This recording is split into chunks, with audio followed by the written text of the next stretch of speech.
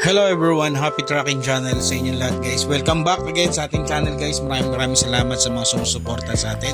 Japan Surplus Assist Condition Subic. Nandito po tayo ngayon sa pinakamalaking yard. At sa mga magtatanong guys, sa mga gustong tumawag, narito ang mga number na ipopost natin guys. Kung gusto nyo magpasama, gusto nyo magpahanap ng mga unit na para sa negosyo nyo at sa mga nag-uumpisa sa mga negosyo guys. And narito, papakita ko sa inyo guys ang magaganda, mga bagong-bago ngayon ng magandang business na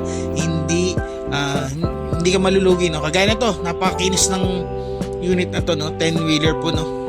Mga 10-wheeler na wing van guys, ang pwede nyo makita dito sa Subic. At guys, kung bakit nga ba dito dapat bumili sa Subic? Kasi guys, dito po ang origin ng mga Japan Surplus na mga nagagamit, no? Na pwede pang gamitin dito sa Pilipinas. At narito po tayo sa isa sa pinakamalaking yarda, no? Sa buong Subic, no? Kung saan pa ba? Kilala nyo na ang Jan Japan. So hopefully sana guys makatulong itong video na to. Ito guys, tong unit na itong mga nakikita ko, dadalhin po yan sa Pampanga, no? Dahil nga po today, January 7 is bidding day. Every week naman po siya, nagkakaroon po siya ng bidding, no? At dito iikot pa tayo dito sa mga conversion area, preparation area, na kung saan may mga, kapag guys mga nasa kanan, yan po yung mga new arrival. Actually itong mga new arrival na ito, dumating po yan mga December. Ayan, may mga 10-wheeler wing van, 12-wheeler, halo-halong mga puso yan. Pero guys, ang napansin ko, no, mas maganda din talaga guys na pag bibili kayo dito sa Subic yan.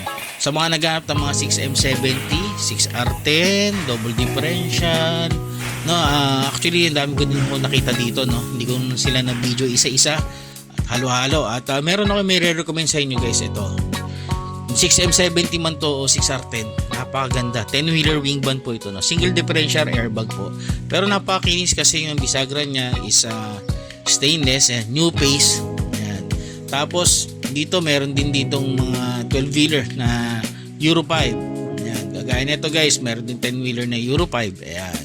Kung nagharap ka ng Euro 5, no, check nyo na lang dito guys kung manual transmission or automatic transmission with clutch, no. Halo-halo naman yan guys. Pwede naman kayo sa akin magpahanap guys, no. Wala namang problema, no. Ihanap ko lang kayo ng best suggestion, no. Kapag may mga nagpapahanap po kasi sa akin, hindi ko na po ibinibidyo, no. Lalo na kung hindi pa naman nakakapunta yung subscribers natin, no. Binibidyo ko na lang po siya kapag yun, nabili na. Kasi kadalasan po yun nga, nauunahan din ng iba. So, may mga followers din po tayo ng mga ahente, kaya maraming salamat mga tol. Tapos dito, mga forward naman, 21 feet, 24 feet, 8 stud, 6 stud, no? Meron din dito. Iba't ibang klaseng body na po makikita nyo. At isa ito, ito nga palang unit na to guys, no? Tow truck, no? Sa totoo lang guys, ang tow truck, napakabihira lang din dumating dito yan.